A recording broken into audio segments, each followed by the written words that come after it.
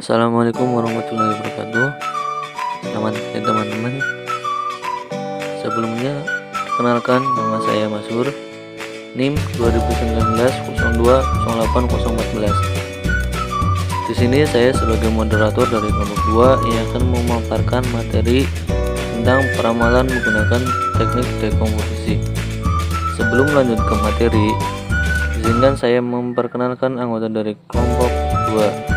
Yang pertama ada Abraham Sapuro, kemudian Ahmad Waisun, Ilana Lela Ulfa, Muammar Gulam Ahmad, Muhammad Lulu Maknun, Ningrum Indriandari, Endah Lestari, dan Rio Agung Gumelar. Untuk mempersingkat waktu, langsung saja masuk ke materi yang pertama, yaitu peran peramalan dalam gelombang bisnis adalah alat yang ampuh yang dapat digunakan di setiap area fungsional bisnis. Jadi setiap fungsi bisnis atau area dalam bisnis ini itu membutuhkan peramalan. Lalu manajer produksi menggunakan peramalan untuk memandu strategi produksi dan pengendalian investasi mereka. Jadi untuk strategi produksi dan pengendalian investasi, para manajer itu juga perlu peramalan.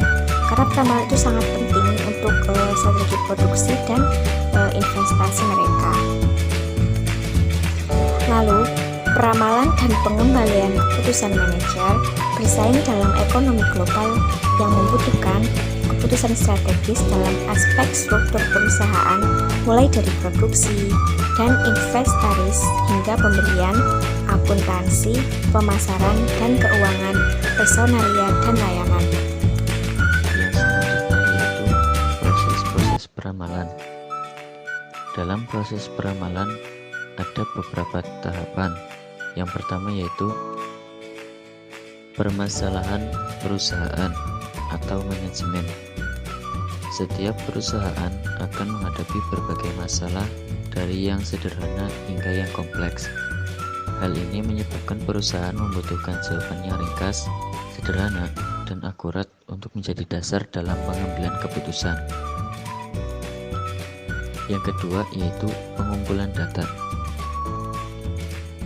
Pertanyaan manajemen sebagai permasalahan perusahaan harus diperjelas.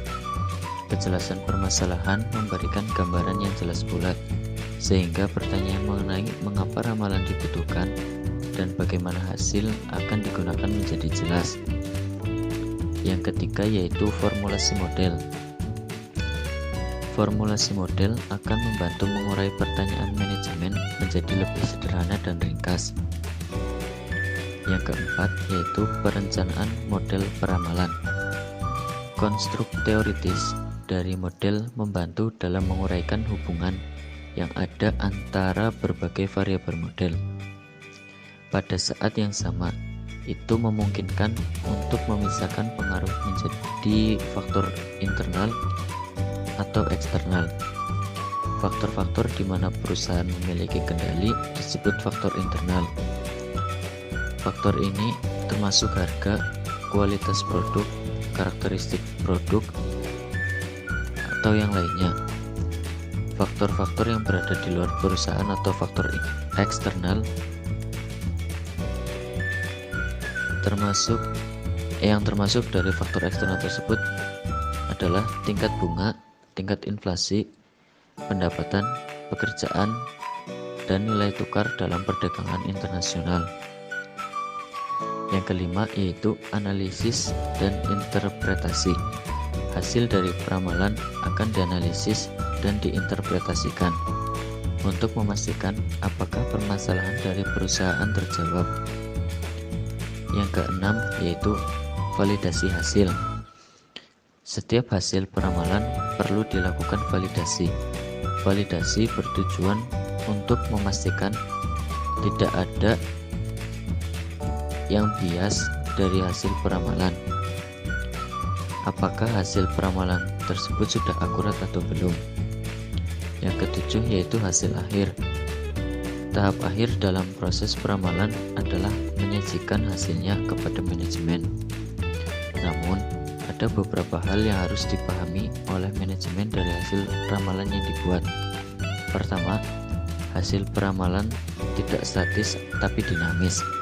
Artinya, bisa saja hasil peramalan tidak tepat 100%.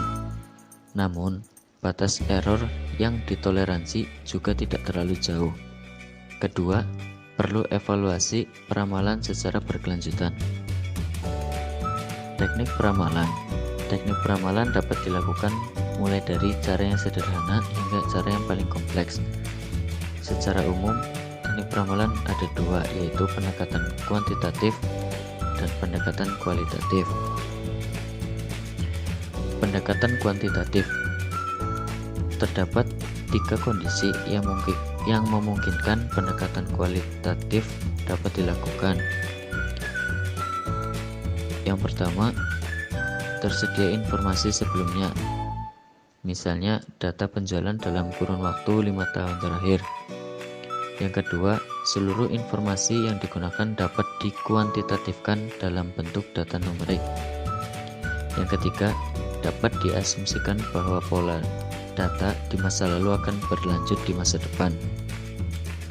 Yang artinya, peramalan yang dilakukan memiliki tujuan agar pola di masa lalu memiliki kecenderungan sama dengan pola yang ada di masa depan. Pendekatan kualitatif. Peramalan dalam pendekatan kualitatif memang berbeda dengan pendekatan kuantitatif. Di satu sisi, pendekatan kualitatif tidak memerlukan data peramalan seperti peramalan yang dilakukan oleh pendekatan kuantitatif. Bahan dasar yang dibutuhkan dalam pendekatan kualitatif sangat tergantung dari penilaian subjektif peramal, ditambah juga akumulasi dari pengetahuan dan pengalaman peramal, sehingga dibutuhkan informasi dari orang yang sangat spesifik dengan kriteria tertentu. Oke teman-teman, selanjutnya itu kita ke bab 3 ya. Dan kali ini saya sendiri Ningrum Indriantari yang akan menjelaskan mengenai bab 3 ini ya, yaitu peramalan dengan teknik dekomposisi. Karena memang teknik peramalan ini terdiri dari beberapa macam ya. Ya, salah satunya teknik ini. Nah, teknik dekomposisi ini disebut juga sebagai metode deret waktu atau time series ya, dimana time series ini adalah data yang disusun sesuai dengan urutan waktu, baik itu hari, kemudian minggu, lalu bulan, tahun, dan sebagainya. Dan dekomposisi ini juga dapat diartikan sebagai memecah data time series ya, atau deret berkalanya. Pemecahan ini yang menjadi dasar dari teknik dekomposisi itu memecah data menjadi beberapa pola dan mengidentifikasi masing-masing komponen dari data time seriesnya secara terpisah ya. Adapun tujuan dari pemisahannya itu untuk membantu agar terjadi peningkatan ketepatan peramalan. Selain itu juga untuk membantu analisis atau seorang peramal ya dalam memahami perilaku data time seriesnya secara lebih baik. Nah, teknik dekomposisi ini juga memiliki peran ya, yaitu memberikan informasi mengenai berbagai perubahan atau pola pergerakan data dalam suatu periode, yang mana polanya ini memang bermacam serta kompleks ya. Ya, hal ini sebagai bentuk pengambilan keputusan tentunya ya, baik itu untuk saat ini ataupun peramalan kegiatan ekonomi dan bisnis untuk masa depan, ataupun juga perencanaan yang akan datang ya. Kemudian juga pemecahan yaitu memang dipecah ke dalam 4 komposisi ya, yaitu ada tren atau disebut juga tren sekuler, lalu ada variasi musim, lalu ketiga itu ada variasi siklus, dan yang terakhir atau keempat ini ada variasi random ya. Nah, kita memasuki pertama dulu adalah tren atau disebut juga tren sekuler ya. Ini merupakan salah satu alat analisis yang menggambarkan perubahan rata-rata suatu variabel dari waktu ke waktu. Nah, di sini juga ada beberapa metode yang dapat digunakan, yaitu Ada tren linear, kemudian ada tren parabolik, dan tren eksponensial ya. Adapun penyebarannya itu adalah pertama tren linear ya. Nah, tren ini dapat diartikan jika deret waktu digambarkan dalam suatu plot mendekati garis lurus. Adapun beberapa metode yang dapat digunakan itu pertama adalah metode tangan bebas atau freehand ya. Ini merupakan metode yang tentunya sangat sederhana karena tidak memerlukan perhitungan dengan formulasi tertentu. Dan penggunaannya itu cukup dengan membuat garis lurus secara bebas pada data observasi yang telah digambarkan dalam suatu diagram pencar sesuai dengan letak titiknya ya. Kemudian yang kedua itu ada metode setengah rata-rata atau semi average ya. Nah, pada metode ini itu digunakan untuk membantu rata-rata data yang ada dengan membagi data menjadi dua bagian ya. Dan di metode ini juga lebih baik ya tentunya dari metode yang pertama itu yang tangan bebas, karena di sini di metode ini sudah mulai melakukan perhitungan dengan formula tertentu ya. Lalu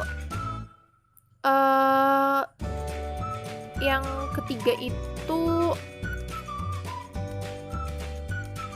dengan metode kuadrat terkecil ya. Nah, ini itu menggunakan persamaan garis lurus ya.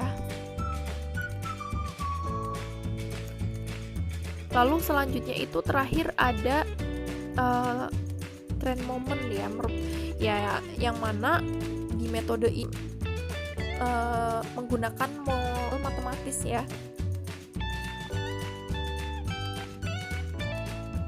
Peramalan dengan teknik dekomposisi. Tren non-linear adalah tren dengan menggunakan variabel pangkat, bukan pangkat. Tren ini menggunakan dua metode, yaitu A. Tren parabolik atau yang dikenal dengan sebutan tren kuadrat adalah tren dengan menggunakan variabel pangkat paling tinggi sehingga akan menghasilkan tren yang melengkung. B. Tren eksponensial adalah tren yang bisa disebut tren logaritma karena hasil persamaan ke dalam bentuk logaritma. C. Variasi musim merupakan salah satu komponen dalam metode dekomposis. Adapun variasi metode ini adalah sebagai berikut. Pertama, metode rata-rata total, kedua metode rata-rata sederhana, dan tiga metode persentase terhadap tren. Ya, yang selanjutnya tren momen. Tren momen merupakan salah satu metode tren linear dengan menggunakan metode matematis. Penentuan tahun dasar dilakukan di awal periode. Persamaan tren linear ini dapat diubah tahun dan originalnya dalam bentuk persamaan tren menjadi tren rata-rata, tren bulanan kuartal atau semester, dan dapat pula dengan menggeser originalnya. Oke, selanjutnya yaitu C. Variasi siklis. Jadi yang dimaksud dengan variasi siklis yaitu merupakan pola perubahan suatu hal fluktuasi naik dan turun dengan periode yang stabil dalam jangka panjang. Biasanya variasi siklis ini dihitung dalam bentuk indeks. Adapun beberapa langkah dalam variasi siklis, yang pertama ada mengetahui data asli atau Y, yang kedua menghitung nilai tren atau T, yang ketiga menghitung indeks musim atau ST, yang keempat menghitung nilai normal yaitu TCI sama dengan Y per S, yang kelima menghitung faktor siklus dengan mengeluarkan pengaruh tren yaitu CI sama dengan TCI per T, yang keenam menghitung indeks siklus dengan melakukan metode rata-rata bergerak pada data CI. Yang selanjutnya D. Variasi random. Variasi random adalah variasi berupa gerakan tidak beraturan yang terjadi secara tiba-tiba dan biasanya sukar diperkirakan. Adapun beberapa langkah menghitung variasi random. Yang pertama yaitu menghitung indeks siklis atau CI. Yang kedua menentukan jumlah tertimbang nilai siklis atau C. Yang ketiga menghitung nilai variasi random atau I. Mungkin seperti itu materi yang dapat kami sampaikan. Kurang lebihnya mohon maaf. Dan apabila ada pertanyaan, silakan ditanyakan di grup WA untuk mulai diskusi. Wassalamualaikum warahmatullahi wabarakatuh.